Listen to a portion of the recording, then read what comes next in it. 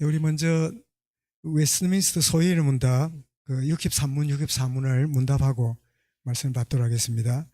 제63문 5계명이 무엇인가요? 제5계명은 내 부모를 공경하라. 너희 하나님이 준 땅에서 내가 오래 살리라 하신 것이다. 63문입니다.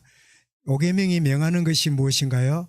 5계명이 명하는 것은 각 사람에게 그가 속한 지위와 인륜관계, 그 상하와 평등을 따라 높일 자를 높이고 행할 일을 하라는 것이다. 오늘 우리 교사헌신 예배를 드리는데 이 마땅히 행할 길을 가르쳐라. 그러면 늙어서도 떠나지 않을 것이다.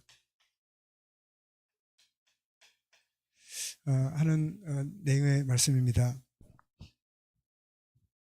우리 지금 이런 가정이나 우리 학교 현장이 정말 심각한, 요즘 조금 조용해졌지만 굉장히 어려운 가운데 지내왔는데요. 그 자녀 가정에서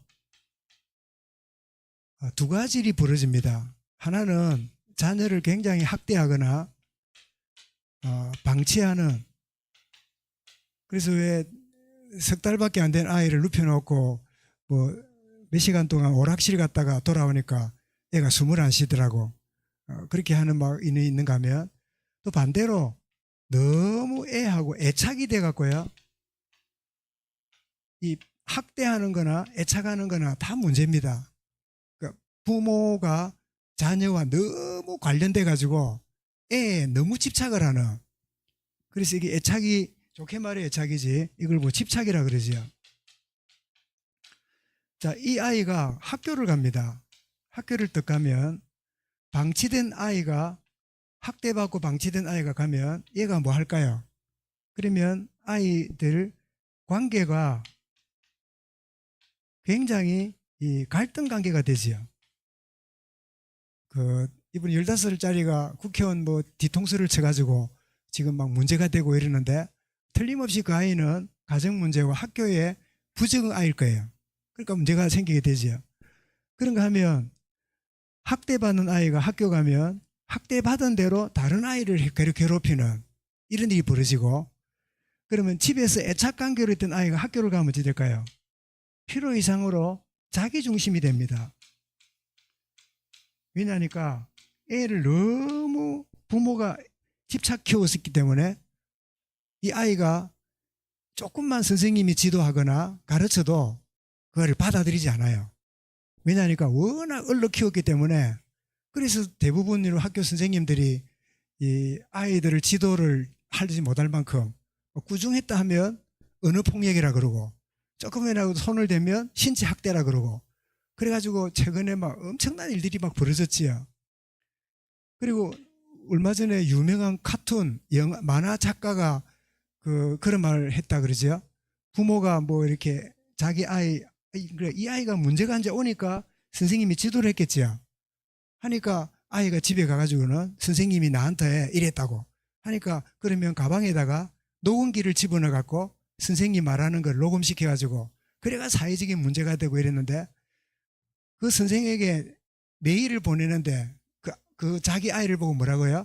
우리 아이는 특별한 아이고 왕족의 피가 흐르고 왕의 DNA가 있고, 이런 식으로 해가지고 막 세상에 팍팍 뒤집혀져 가지고 그 카툰 작가가 막 사과하다고 뭐 일날 끝났잖아요. 학대받고 방치된 아이들이 와서 학교에 문제를 일으키고, 너무 애착관계인 아이가 자기중심이 되다 보니까 이게 제대로 성장이 안 되는 이런 관계가 놀랍게도 가정과 학교가 연결되어 있는 가운데 있단 말이에요. 그렇다면 여러분, 하나님이 이 땅에 교회의 존재 이유가 뭘까요? 여기서 우리는 정말 이 가정이 가지고 있는 이 두 가지 문제, 또 학교에 이 학교 현장에 일어나고 있는 이런 문제들이 진짜 기도하고 어떻게 도와야 될 것인가 하는 시대적인 과제가 우리 교회에 있다 하는 걸 보게 되지요. 사실은 우리 아이들, 렘넌트 아이들 대보면 이제 교회 와서 예배를 드리잖아요. 예배를 드리고 그리고 자기들끼리 이제 교제를 하고 이렇게 할 때 예배 드리는 모습이나 이 아이들과 친교하는 교제하는 이 모습들 보면 가정과 학교와 관련이 있을까요, 없을까요? 관련된 그대로 교회에 오게 되겠지요. 그 모습 그대로. 그렇겠지요. 그렇다면 그 아이를 학교에서 가정에서 하는 그대로 받아줘야 될까요? 고쳐줘야 될까요? 어디에 될까요? 두 개 다 맞는 거지요. 일단은 받아줘야 돼요.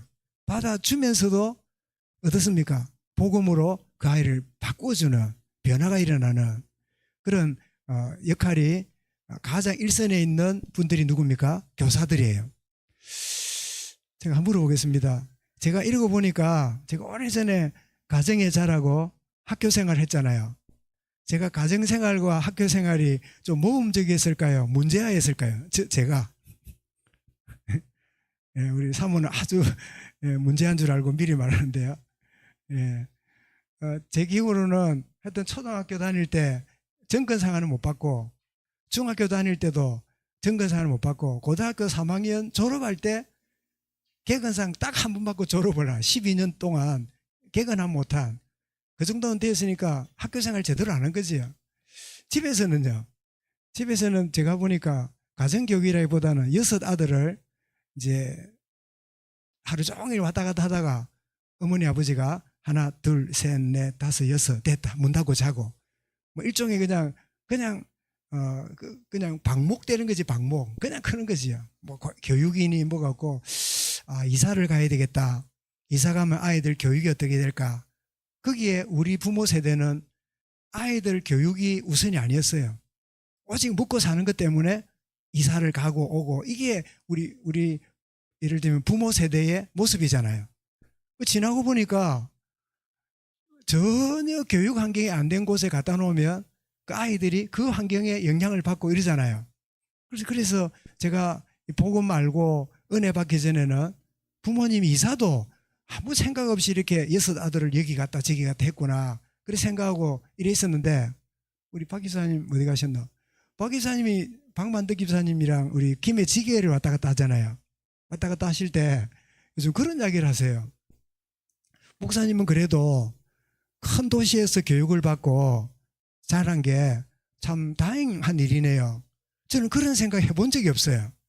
왜 진해 태어나가지고 이 군무원으로 이게 안정된 생활을 하고 있다가 친구한테 쏘가가지고 부산에 문공장 한다고 가가지고 그 문공장이 보니까 무가 그 길이 나는 거기다가 지은 건물이니까 뜯길 때요 보상도 하나도 못 받고 쫓겨가서 저 시골 같은 데 가서 그냥 지내고 그 동네도 보면 아주 그 질이 안 좋은 아이들 그런 마을에 가서 지내고 이래가지고 제가 여기서 이사 나가고 부산에 가서 교육하고 이런 거에 대해서 뭐 그렇게 감사하다 생각을 별로 안 했어요. 근데 박만덕 이사님 말씀이 목사님은 대도시에서 공부를 할 수 있었고 이야기를 또 하실 때 맞네.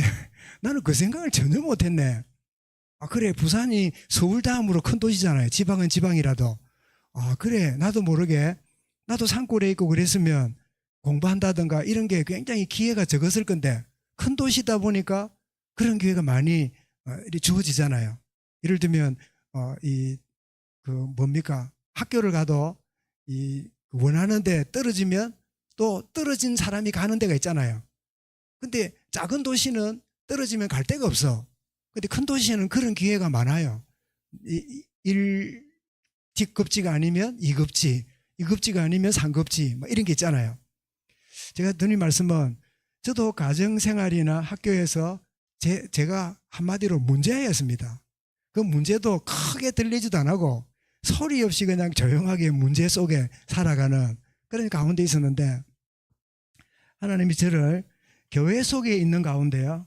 여기서 성도들의 사랑과 또 좋은 전도사님들과 선생님들의 지도와 또 성령 하나님의 감동으로 말미암아 참 저를 이 자리에 있기까지 저를 참 교회가 저를 세워주었다.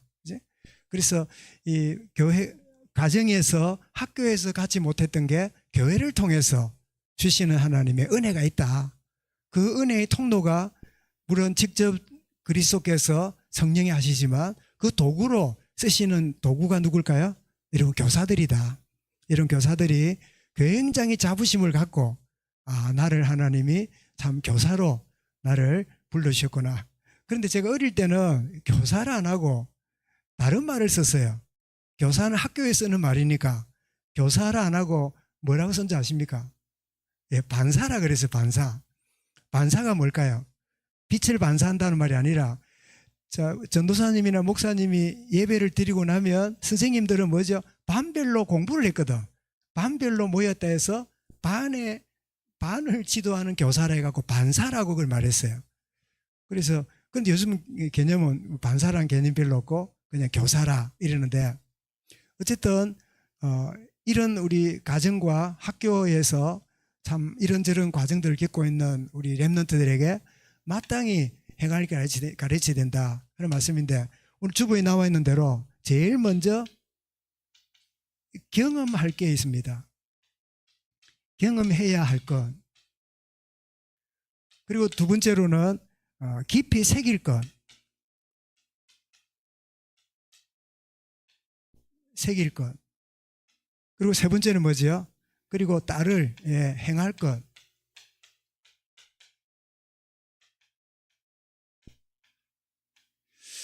여러분 경험해야 될 게 뭐겠습니까? 뭐라 그래도 복음입니다. 여러분 가정이나 학교에서는 복음을 이렇게 전달하기가 쉽지 않아요. 아주 복음을 잘하는 부모라 하더라도 그 아이에게 복음을 심어주는 게 쉽지 않아요. 그래서 이 교회를 통해서 오직 복음이 경험되어져야 되겠는데 복음이 뭐지요? 예수님이 그리스도시다. 그죠? 마태 16장 16절에 주는 그리스도시여 살아계신 하나님의 아들입니다. 요게 복음이라고 말하면 맞지만은 복음이 아닙니다. 예수가 그리스도다. 이게 복음입니까? 그건 단어예요, 단어. 예수님이 그리스도란 말, 이 의미를 알아야 되지요. 예수님이 누구지요? 이 그리스도란 말은 기름 부음 받았다 뜻이잖아요. 기름 부음 받은. 구약에서 기름 부음 받은 자가 누구지요? 선지자지요. 선지자. 그리고 기름 부음 받은 자가 누구지요? 제사장이지요. 그리고 또 누굽니까? 왕이지요. 그리고 예수님은 선지자가 되시고 제사장이 되시고 왕이 되십니다. 이게 바로 예수님이 그리스도입니다. 이 뜻이잖아요. 그러면 선지자는 뭘 합니까? 백성들에게 길을 알려주지요. 예수님 뭐랬지요? 내가 길이요 진리요 생명이니 나로 말미암 정권은 아버지께로 올 자가 없느니라. 하나님 만나는 길을 알려주는 선지자. 제사장은 뭐하죠? 제 문제를 해결해 주잖아요. 근데 구약의 제사장은 짐승을 잡아들였습니다. 짐승을 가져오면 안수를 하면 그 죄인 대신에 짐승이 죽어서 죄용서가 됐어요. 근데 문제는 뭐지요? 그냥 그렇게 한번 용서받고 나면 또 죄 지으면 또 짐승 가져와서 또 드려야 돼요. 반복해야 돼요. 그런데 예수님은 우리 죄를 위하여 친히 제물이 됐습니다. 그게 뭐지요? 십자가 사건이지요. 단번에 자기를 드림으로 우리의 죄 문제를 완전히 해결하신 참 제사장이시다. 왕은 누구지요? 적군을 물리쳐야 되잖아요. 우리의 적이 누굽니까? 사탄입니다. 이 사단의 무리를 깨뜨리고 우리를 온전히 승리케 하신 그 분이 예수 그리스도 왕이지요. 그래서 예수님은 그리스도다. 이 말 속에는 요 세 가지가 포함되어 있는데 이것을 쉽게 말하면 우리 인생에 모든 사람들이 가진 뭐를 해결했지요? 숙제를 완전히 해결했어요. 우리 민경이도 학교에 숙제 내주지요? 한번 물어봐야겠다. 숙제 해놓고 놀 때 하고 숙제 안 하고 놀 때 하고 기분이 어때요? 숙제 있는데 놀면 숙제 때문에 노는 게 재미가 없지요. 그러면 숙제 끝나고 놀면 어떻게 해요? 노는 게 재밌지요. 지혜는 어때요? 맞지요? 여러분 어떻습니까? 저도 가끔 숙제 안 하고 논 때 있는데요. 놀아도 노는 게 아니라 숙제해야 되는데 근데 숙제해놓고 이렇게 놀면요. 노는 게 너무 재밌어요. 모든 인생은 영원한 숙제가 있는데 하나님 떠나고 죄 가운데 빠지고 사단의 종노릇 하고 있단 말이에요. 그런데 예수 그리스도로 말미암아 인생의 모든 숙제를 해결받았다. 영접할 때 하나님 자녀되는 축복을 주셨다. 이 복음이 우리 아이들 마음속에 예수님이 내 인생의 모든 문제를 해결하셨구나. 이거를 아는 게 복음의 출발이고, 이렇게 되면 내 안에 악령이 아니라 누가 임하십니까? 성령이 내 안에 임하십니다. 성령의 내주. 이 성령의 내주를 다른 말로 말하면 함께지요. 함께 하신다. 성령님이 함께 하시면서 그분이 내 안에서 때를 따라 성령 하나님이 역사하시는데요. 언제 역사하실까요? 자, 예수님이 내 주인이 되고 성령님이 내 안에 계시고 성령이 역사하시는데 언제 역사할까요? 내가 한계를 만날 때입니다. 여러분, 아이들이 어릴 때는 한계가 뭔지도 몰라요. 근데 점점점 중학교, 고등학교, 성인이 되어 갈수록요, 한계를 느끼기 시작합니다. 그때 뭘 느끼죠? 나의 주인 되신 주님이 내게 성령으로 역사하시고 내게 능력으로 함께 하시는구나. 이거를 알아가는 그런 축복을 누리게 된다면 우리 아이들이 제대로 복음을, 이제 말하자면 이걸 지식이 아니라, 그래서 한계를 만나는 요 시간이 알고 있는 복음이 뭐 하는 시간이에요? 경험되는 시간이에요. 아멘. 여러분도 경험했을 겁니다. 내가 알고 있는데 이게 도움이 안 돼요. 알고 있는데 내 문제하고 따로 놀아요. 그런데 이 문제에 내가 한계를 느끼고 고민하고 있는 중에요, 어느 날 주님이 그리스도가 맞네. 주님이 성령으로 나와 함께 계시네. 그래서 문제가 오히려 알고 있는 복음이 내게 경험되는. 그래서 시편 119편 67절에 뭐랬습니까? 고난당하는 것이 내게 유익이라. 이로 말미암아 내가 주의 윤례를 깨달았나이다. 우리 식 말하면 복음이 내게 되는 기간이 되었나이다. 이 고백을 하게 되죠. 그럼 깊이 새길 게 뭘까요? 깊이 새긴다는 말은 각인이죠. 각인시키는. 이 말은 복음을 듣고 있는 복음이 이제는 듣고 있는 게 어떻게 해요? 깨달음으로 가는 거죠. 깨달음. 내가 들었기 때문에 알고는 있는데 깨달아지지 않죠. 이게 뭡니까? 이게 문제고 갈등이고, 이게 때로는 끊임없는 어떤 심각한 이 자리에 들어가는, 그것이 바로 내가 알고 있는 복음이 깨달아지는. 여러분, 야곱이 형을 피해 가지고 도망을 가다가 사막에서 돌을 베고 잠을 잘 때 그 잠을 잔 게 잠을 잔 거겠습니까? 얼마나 불안하고 걱정이 많겠어요. 어머니 품을 떠나본 적이 없었잖아요, 그 야곱이. 그죠? 그런데 하나님이 임하셔서 야곱아, 내가 너와 함께 하겠고 너를 지키겠고 너를 축복하겠고 너를 반드시 거부가 되어서 고향으로 돌아오게 하겠다.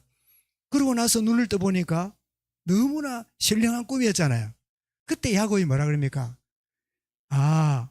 하나님 아버지께서 우리 아버지 집에만, 아버지가 누굽니까? 야곱의 아버지가 누구지요? 이삭이잖아요. 이삭의 아버지는 누구야? 아브라함이잖아요. 다시 물어봅니다. 이삭이 누굽니까? 야곱의 아버지고, 아브라함이 누굽니까? 야곱의 할아버지지요. 한 집에 살았단 말이에요. 그러니 얼마나 할아버지가 예배 인도하거나 아버지가 기도할 때, 야, 할아버지, 아버지가 믿음 참 좋으시네 라고 생각했겠지요. 그런데 그 믿음은 내게 아니에요. 자, 모태신앙이지요. 막 믿음 좋은 분위기인데 너그 기도하는 어머니, 기도하는 아버지, 할아버지 이러는데 그거는 그분들 거고 나하고는 관련 없는 거야. 듣고만 있어요. 그런데 야곱이 뭐라고요? 여호와께서 여기도 계시는 걸 내가 몰랐었구나. 여기에도 하나님이 계신다는 걸 깨닫게 돼요. 이게 뭐죠? 문제와 갈등이, 복음이 깨달아지는 축복의 기회예요.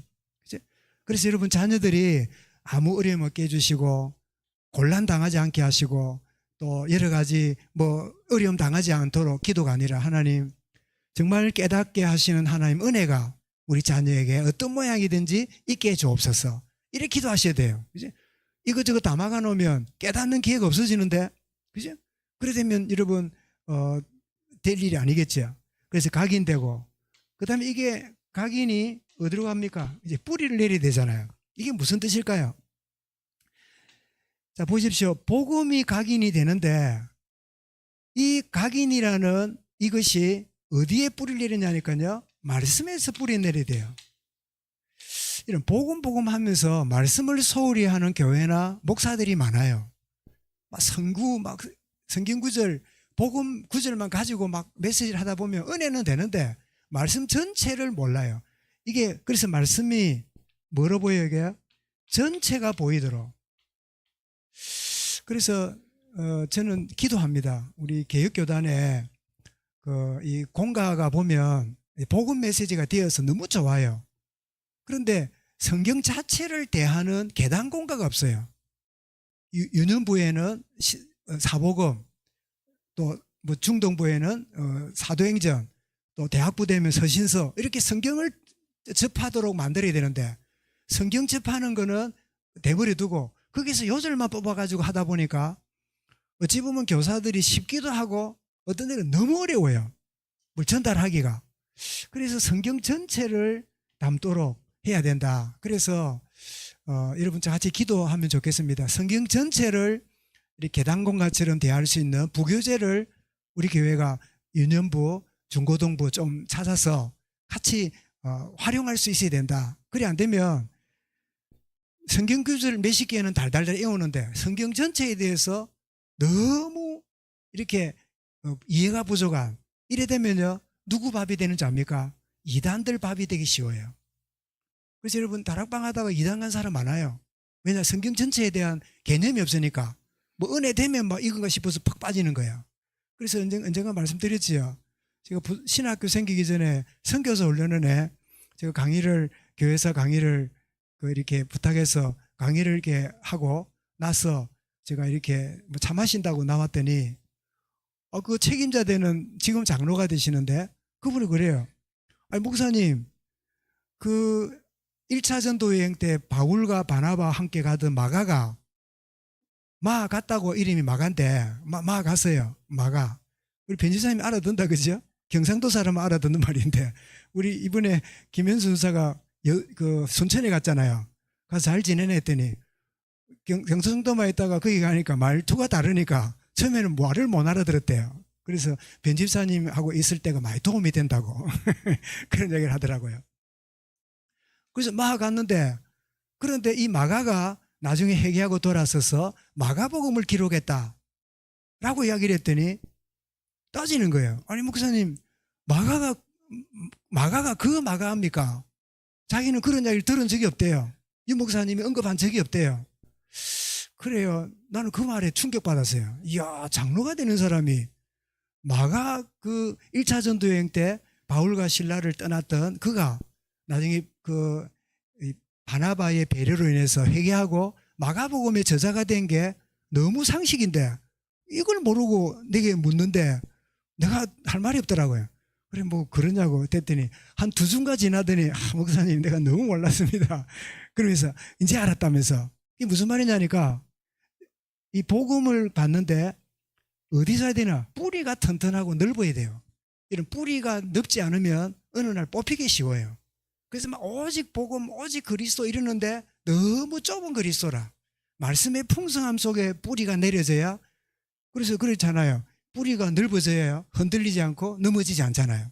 그래서 이 뿌리 내린단 말은 말씀 전체 속에서 메시지가 나와서 아이들 마음속에 딱 자리 잡도록 이렇게 해줘야 된다 하는 사실을 기억해야 됩니다. 아까 우리 집사님이 부탁도 안 했는데 우리 기도하실 때 나온 것처럼 디모데후서 3장 14절부터 16절에 보면 어릴 때부터 네가 성경을 알았나니, 그러면서 너를 온전케 하며, 그죠? 하나님 말씀은 우리를 온전하게 하는데 우리가 편협적으로만 알고 있으면서 성경 읽을 필요 뭐 있냐고, 성경 필요 없고 복음만 알면 된다고.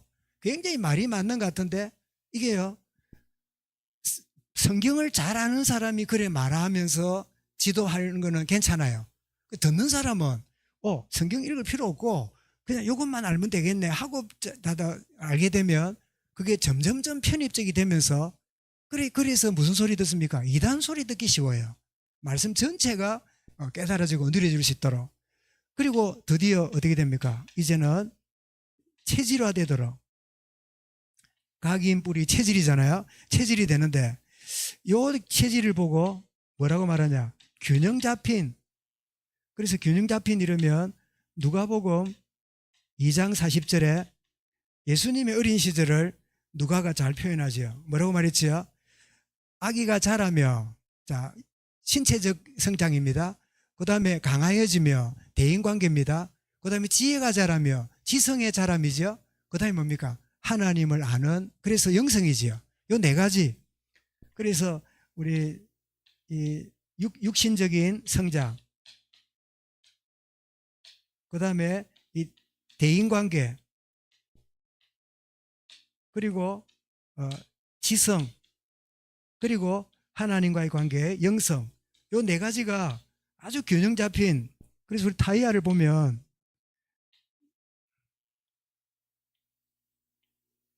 이게 뭐 같아요?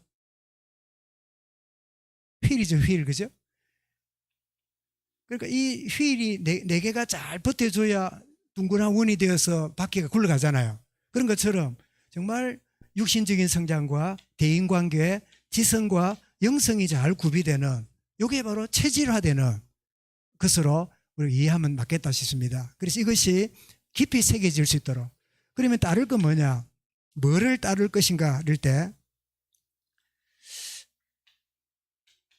여러분 이까지쯤 되면 우리 아이들이 내 힘이 아니라 은혜로 행하는 거구나.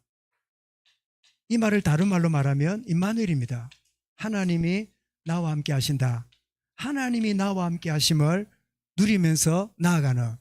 그래서 때로는 실패도 하고 넘어질지라도 하나님이 나와 함께 하시기 때문에 실패 때문에 또 다른 실패하지 않아요. 여러분 사단은 당구를 좋아합니다. 공 딱 3개를 가지고요. 공 하나를 딱 맞추면 요 공이 어떻게 합니까? 여기 맞추고 여기 맞추고 여기 맞추고 이래 됩니까? 이걸 보고 뭐라 그래요? 3쿠션이라서요.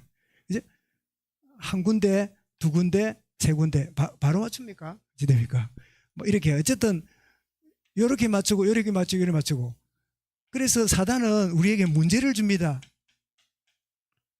그냥 문제는 문제일 뿐이에요. 그러니까 이 문제를 만나니까 이거 누구 때문이지? 탓합니다. 부모님 때문이다. 마누라 때문이다. 남편 때문이다. 뭐 누구 때문이다. 탓합니다. 그러고 나면 탓하고 나면 어찌 됩니까?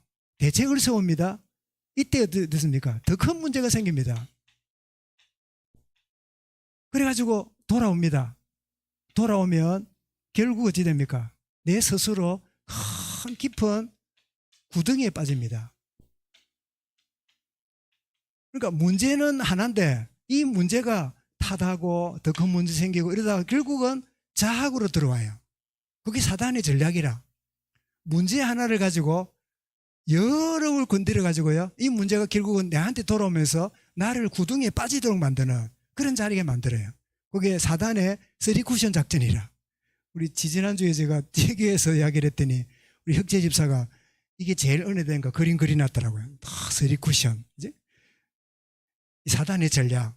그래서 무슨 문제가 와도 탓하거나 좌절하지 않고 은혜 가운데 내가 실패했구나. 그렇다면 내가 새로 시작하면 되지. 넘어지면 그 자리에 일어나서 새로 시작하면 돼요. 누가 어떻게 볼 건가? 누가 뭐라고 말할 건가? 우리 여기에 굉장히 예민해요. 그런 거 없어요. 내가 하나님 앞에서 나의 나됨은 주의 은혜다. 은혜로 시작하는 임마누엘. 그러면서 이제 어떻게 행해야 될 건가 할 때 성령 하나님의 인도인데요. 우리 안에 있잖아요. 자, 성령의 인도를 다른 말로 뭐라고 하면 되겠습니까? 성령의 인도. 이거를 우리는 기도라고 말하지요. 기도해라가 아니라 성령의 인도 받으라 말은 뭐죠? 기도하는 거지요. 여러분 기도라 그러면 종교적인 용어를 들리는데 성령의 인도 받아라 그러면 복음적으로 들리지요. 내가 같은 말이에요. 내가 하나님의 성령의 인도를 받으려면 내가 기도해야 되겠구나. 이렇게 되면 성령 하나님이 나를 이끄시는 걸 보게 되는데 여러분 하루를 이렇게 시작할 때 언제 시작합니까? 하루 전에 보통 안 합니까? 하루 전에 이제 자기 전에 내일 내가 누구를 만나고 어디를 가고 뭘 해야 된다. 이런 거를 이렇게 생각을 하잖아요. 생각을 하는데 그리고 아침에 일어나서는 어제 저녁에 생각했던 그대로를 이렇게 실현해 가지고 하루를 보내잖아요. 그럼 하루를 마치고 이제 오늘 어떻게 지냈는가를 점검해 보면 자님 어떻습니까? 하루 계획한 대로 100%된 적이 있습니까? 거의 없지요. 뭐 좋든 안 좋든 그죠? 거의 보면 내가 계획했는데 하루를 살아보니까 뭐 만나야 되는데 못 만나고 갑자기 연락 와서 또 만나게 되고 또 원하는 일이 되기도 하고 안 되기도 하고 그래 되지요. 그때 뭘 합니까? 나는 이런 계획을 가지고 하루를 지냈는데 지나고 보니까 이런 결과가 왔는데 그거를 내가 성령의 인도로 못 보면요 굉장히 화가 나요. 오늘 하루 종일 된 게 없었네. 이거 누구 때문에 뭐 때문에 그 녀석이 뭐 약속했는데 뭐 어기고 막 분노로 하루를 마쳐요. 그럼 뭐예요? 약속이 어겨졌다. 얼마 때문이다. 성경 평소에도 그러더만은 그래 놓고 누가 죽어요? 내가 또 죽어요. 이게 뭐예요? 사단의 쓰리쿠션이라. 우리 유진 자매랑 우리 또 남자친구 왔는데 잘 들으세요. 사단이 쓰리쿠션. 이 문제 하나 가지고 여러 사람을 다 죽이고 결국은 자기를 죽이는. 왜? 내가 이 문제를 해석을 못 해내니까 이 문제를 해석 못한 결과로 돌아가지고 결국은요 내가 나를 죽이는 그런 자리에 들어가는 게 성령인도 못 받고 사단의 속임수에 속는. 그래서 성령인도가 뭐라고요? 바로 그게 바로 기도다. 그래서 오늘 그래서 하루를 마무리할 때 주님 오늘 하루를 이런 계획을 했는데 되지 않고 또 내일 그렇다면 또 어디를 가고 누굴 만나고 뭘 해야 되고 이런 계획을 잡겠지요. 그런데 주님 내 뜻대로 마시고 하나님의 뜻대로 되기 원합니다. 그리고 여러분 잠자리 들어보세요. 아무 염려 없이 머리만 갖다 대면 잡니다. 혹시 이런 불면증 있는 분 있거든. 하루를 성령 인도로 마무리하면 하나님이 단잠을 주실 줄 믿으시기 바랍니다. 그죠? 그리고 더 나아가서 뭐를 따라야 될 것인가 이럴 때 자, 뭘 하는데 동기가 있잖아요. 모든 동기 그리고 목표가 있잖아요. 모든 동기 뭘 해야 되는가 목표 이게 여러분 뭘까요? 딱 두 가지입니다. 오직 하나님의 영광과 이게 우리 칼빈주의의 중요한 고백이지. 이게 바로 또 로마서 11장 36절 말씀이지요. 또 한 가지 뭐죠? 결국은 세계복음화입니다. 하나님의 영광을 위한 것이고 이것이 복음운동에 필요한 일인가? 라고 동기와 목표가 정해지면 이게 뭐지요? 우리 자녀들이 따를 것이 이거라 이 말이에요. 그죠? 뭐를 따른다고요? 은혜로 행해라. 어떻게 해요? 성령 인도 받는 기도의 사람이 되라. 그리고 더 나아가서 모든 동기 목표가 하나님의 영광과 복음을 위한 것이 되게 해 주옵소서. 여러분 이게 딱 되어지면 제가 말씀드렸지요. 제가 고등학교 그때 연합고사인가 있어가지고 아침에 막 시험 치러 가는데 이놈은 그 아침에 우리 사택에 온 거예요. 목사님 기도해 달라고. 그리고 무슨 기도냐니까 오늘 고등학교 연합시험 치는데 그래 기도해 줬다 아닙니까? 뭐 몇십 명이 치는데 한 명이 왔더라고요. 그래 다 걸렸는데 내가 기도해 준 그 하나만 떨어졌어. 민망하대. 내가 지나가야 하는 이야기인데 네 목사가 기도빨이 없나? 뭐 하여튼 막 그 볼 때마다 불편해요. 그래서 떨어지고 조금 막 2류, 3류이 가는 데 이때 있잖아요. 그런데 이제 입학을 해 가요. 그래 이제 내가 볼 때마다 마음이 민망해요. 그랬더니 나중에 2학년쯤 됐는데요. 얘가 뭐라고 하냐니까 목사님 저는 이 학교를 가려고 한 적도 없고 내가 원하는 학교로 가려고 했는데 그런데 1년 지나면서 배지도 안 달고 다녔대요. 창피해가지고. 그런데 한 해 딱 지나가면서 이 학교는 아무도 원해서 오는 학생이나 선생님조차도 자랑스럽지 않다 생각해요. 그런 학교야. 안 그렇겠어요? 그런데 하나님이 나를 이 학교로 보냈잖아. 이게 정리가 된 거예요. 그래서 이 아이를 통해서요 말씀 운동이 그 학교에 열렸어요. 그래서 복음 운동이 일어나기 시작했어요. 그래서 지금은 서울에 있는 아주 유능한 교회에 목사 3호로 하나님 앞에 잘 헌신되고 지내요. 나는 잊을 수가 없어요. 왜냐하니까 기도에 걔만 톡 떨어졌어. 그럼 물어보겠습니다. 기도응답 됐습니까? 안 됐습니까? 기도응답을 기가 막히게 하신 거예요. 모든 동기 하나님의 영광을 위하여, 그리고 뭐죠? 그 학교 복음화를 위하여 하나님 쓰시잖아요. 실패가 아닙니다, 여러분. 내 동기가 잘못된 동기라면 실패하는 게 응답이에요. 그죠? 그런데 진짜 하나님을 아는 동기가 맞다면 하나님은 합력하여 선을 이루는 하나님 축복의 계획이 있는 거지요. 그래서 결국은 세계복음화를 위한 하나님 계획이 있다 하는 사실인데, 그렇다면 우리 가져야 될 마지막 우리 교사의 자세를 결론처럼 한번 보겠는데요. 교사의 자세가 뭘까요? 여러분, 하나님이 나를 교사로 불렀다는 정체성입니다. 에베소 4장 11절에 보면 하나님이 직분을 주셨는데 뭐 이런저런 하다가요, 목사와 교사를 주셨으며, 그래서 교사가 누구냐? 목사만큼이나 중요한 직분이 교사입니다.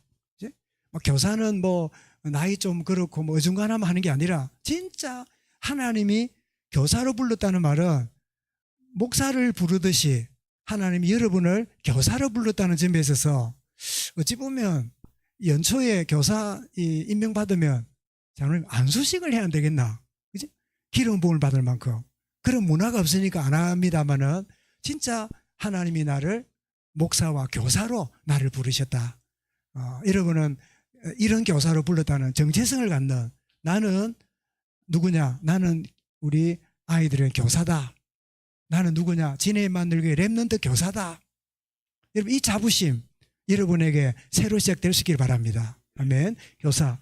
그리고 교사가 가져야 될 자세 두 번째는 뭐냐니까, 이제는 마땅히 행할 일을 가르치려 했잖아요.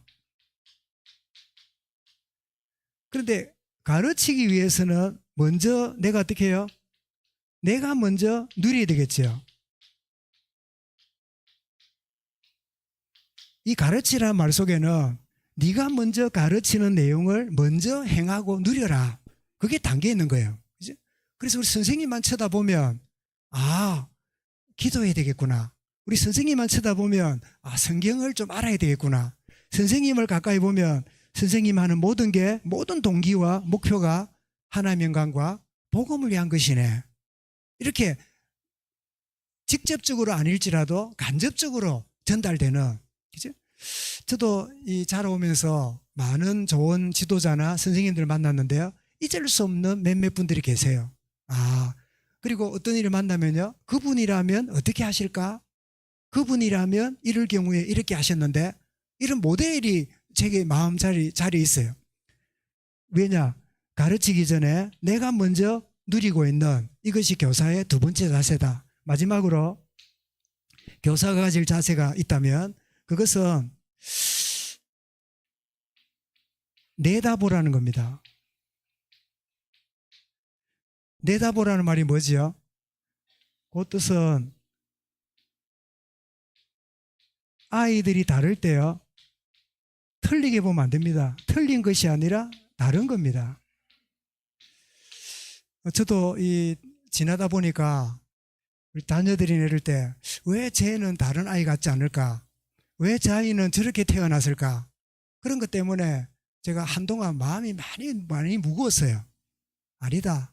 하나님이 쟤는 틀린 게 아니고 다르게 태어난 거다. 이 말은 뭐지요? 하나님 특별한 계획이 있는 거예요. 아멘. 그렇게 보지 않으면 쟤 때문에 문제야. 쟤 때문에 예배가 안 돼. 쟤 때문에 막 엉망이야. 이래 봐버리면 걔도 그걸 압니다. 내가 틀렸구나. 틀린 거를 아는 것부터요, 틀린 짓을 함으로 관심을 끄는 묘한 그 아이들의 심리가 있지요. 아이들이 왜 학교에서 일진회라든지 조폭되면요, 선생님들이 막 가는 데마다 니는 막 공부도 안 하고 임마 니 짜고 이러잖아요. 그러면 그 애한테는 어떤 게 생기냐? 그래, 좋아. 본격적으로 예명해 볼 거야. 애가 더 한 발 더 해가지고 문제를 더 일으켜요. 왜 쟤는 공부도 안 하고 쟤는 저리 돌아다니지? 공부에 관심이 없는가? 그러면 다른 게 있겠지. 그래서 여러분 한번 우리 현대 삼성부터 한번 큰 굴지에 이 세계적인 기업을 세운 사람 창업주를 한번 보세요. 창업주들 보면요, 틀리게 태어났어요. 그런데 그들은 하나님이 다른 걸 주신 것을 자기들은 발견했어요. 다른 거. 교사들은 똑같은 아이들을 보지 말고 얘가 틀렸다면 틀린 게 아니라 다른 뭐가 있을 거다. 저는 누구나 말하기 그렇지만 조금 이렇게 난하고 이러면요, 얘가 천재성이 있는 거다. 모범생들은 남 따라 잘해요. 줄 잘 쓰고 지각 안 하고 시킨 대로 잘해요. 천재성은요, 남 시키는 말 잘 안 듣고 잘 못해요. 여러분 에디슨이 그 자폐아한 거 아십니까? 에디슨이 자폐아라는 걸 들으셨죠?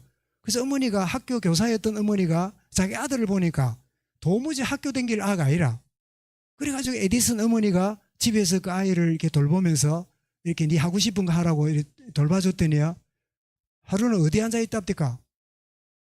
계란 그 뺑아리가 나오는 거 보고 계란을 품고 또 앉아 있더라 않습니까? 그 지fun에 앉아서. 그걸 보고요, 여러분 같았습니까? 막 개 패듯이 그냥 이놈 새끼 네가 막 닭새끼가 네가 어디라고 임마 이 좋은 옷을 입고 막 그러고 말 건데, 어머니가 달라요. 아, 우리 애는 다른 아이다. 틀림없이 기도의 사람이었을 거예요. 하나님, 이 아이가 다른 애보다 틀린 게 아니고 다르다. 이렇게 교사 여러분, 다른 점을 보시기 바랍니다. 그러면요, 기도도 달라져요. 하나님, 제 애를 고쳐주세요가 아니라 하나님, 저에게 다른 게 있는 거를 내가 보기 원하고 부모도 알고 자기도 발견할 수 있도록 은혜 대하여 주옵소서. 이게 바로 내다보는 거예요. 두 번째입니다. 내다보는 게 뭘까요? 그거는 지금을 보는 게 아니라 다음을 보는 겁니다. 얘가 문제가 있어 보이고 가능성이 없어 보이고 막 얘 때문에 막 되는 게 것이지만 아니다. 여러분, 그래서 우리 사자성어 중에 지금은 안 되는데 나중에 되는다고 하는 사자성어 있지요? 그게 뭐지요? 대기만성이라지요. 그래, 이런 가운데 있지만 지금은 문제처럼 보이지만 얘가 다음에 어떤 아이가 될지 모른다. 이런 가능성을 내다보는 거지요. 그게 여러분 교회가 가져야 될, 교사들이 가져야 될 자세입니다.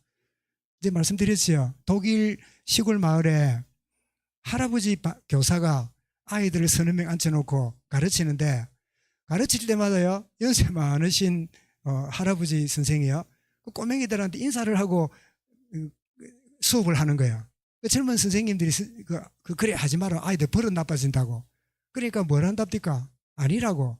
이 아이들이 비록 어리지만 어떤 인물이 날지 모르는데, 그래서 내가 그런 존경하는 마음으로 내가 그렇게 절을 하고 있다고.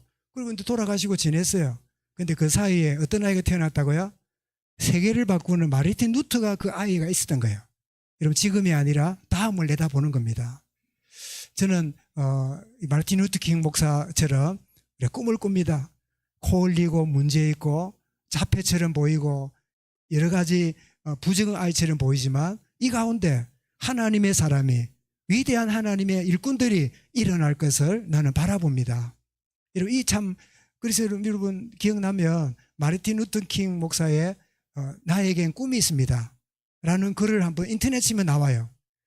어린 아이들이, 흑인과 백인이 손을 잡고 노는 그 꿈, 피부 색깔 때문에 아니라 능력으로 평가받는 그런 꿈, 이런 거 보면 굉장히 우리의 생각을 지금이 아니라 다음을 내다보게 만드는 도움을 줘요.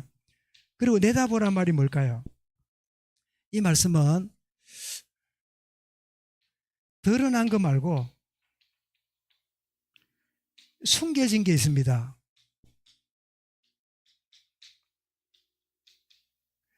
여러분, 드러난 거 보면 애가 똑똑하다, 뭐 똑똑하지 않다 그러는데요, 아니요. 오히려 그 아이에게는 숨겨진 게 있어요. 하나님이 분명히 동물이 아니라 인간으로 태어날 때는요, 반드시 숨겨진 무언가 보석 같은 게 있어요. 여러분, 이게 발견되도록 우리 자녀들을, 우리 아이들을 두고 기도하고 정말 돕는, 여러분, 이 역할만 한다고 하면 뭐 당장은 뭐가 아닐 것 같아도 하나님은 놀라운 증거를 주시겠지요. 그래서 우리가 경험해야 될 게 복음이다, 깊이 새기도록 도와야 된다, 그리고 따르도록 해야 되는데 그 따르는 것이 물리적인 게 아니라 정말 교사의 정체성을 누리면서 가르치기 전에 내가 누리고 있으면 아이들이 따라오게 될 것이고, 우리가 어떻게 해요? 누가 뭐라 그래더라도 내다보는, 그래서 이런 경우 있을 겁니다. 이제 예를 들면 주일학교나 중고등부에 한 아이가 문제아가 있단 말이에요. 뭐 교인들이 쳐다보고 처음보다 저 아는 왜 저럴까, 뭐 이럴까, 이럴 수 있겠지요. 근데 여러분, 교사 여러분 한 명이 그 아이를 진짜 신뢰하고 기대하고 기도로 품고 있다면 그 아이는 안식처처럼 그 아이가 그 안식처에서 자라기 시작하겠죠. 그렇죠? 그런 역할이 뭐죠? 이런 교사입니다. 다른 사람이 누구든지 뭐라 해도 나는 저분만큼은 나를 알아주고 이해해, 나를 품어주는 거야. 이렇게 된다면 그 아이는 빗나가지 않고 바로 설 수 있겠지요. 물론 부모가 그럴 수 있으면 제일 좋고, 또 학교도 참 좋겠지만 우리 교회가 해야 될 일이 참 이런 부분이다. 우리 교사 인신예배를 드리면서 이런 부분을 마음에 담고 마땅히 참 행할 길을 가르치라. 그러면 늙어서도 떠나지 아니하리라. 그래서 우리 후대들 가운데 우리를 뛰어넘는 좋은 일꾼들, 하나님의 영광을 위하여 사용되어지는 인물들이 드러날 것을 기대하면서 우리 교사로서의 헌신하는 일이 너무나 소중한 일이고 축복이다. 이런 자부심을 가지고 믿음 가운데 승리하시기를 주 이름으로 축원합니다. 감사합니다. 주님, 우리 교사 헌신 예배를 통하여 우리에게 주신 말씀을 붙잡고 인도받는 교사들이 되게 하시고, 이 말씀을 또 우리 자녀들에게, 학생들에게 잘 전달하며 또 양육하는 일에 쓰임받는 축복의 말씀으로 사용되게만 하여 주시옵소서. 그 수고와 예섬을 주님이 기억하시고 구하거나 생각보다 더 넘치도록 역사하시는 응답의 축복을 누리게만 하여 주옵소서. 예수 그리스도 이름으로 기도드리옵나이다.